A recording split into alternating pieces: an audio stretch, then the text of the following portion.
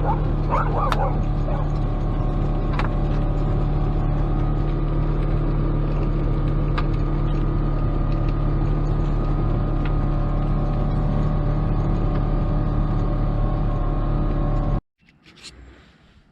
lighting, I found when I was using snowplow, every time I raised the plow, it cut the light from the headlights off.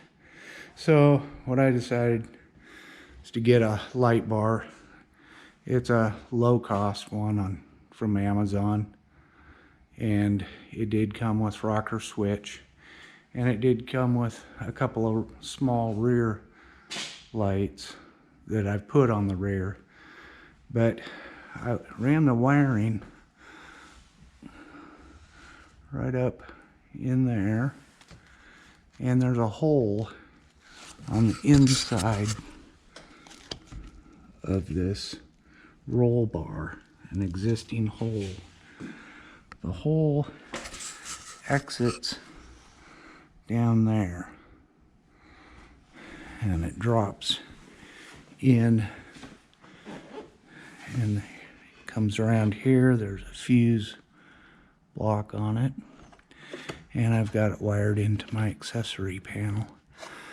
And it's actually wired into the switch that's wired into the accessory panel.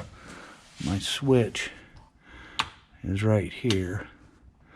And then I bought another switch, and I've got the rear ones here, because I found when I was plowing snow that I couldn't see very well backing up. So I mounted those rear ones on the back, and I had to make up my own brackets. You can kind of get an idea. But I used the roof to mount them to. I bent up some steel and drilled holes in it. The cable I've got wired in, and it runs through the roll bar,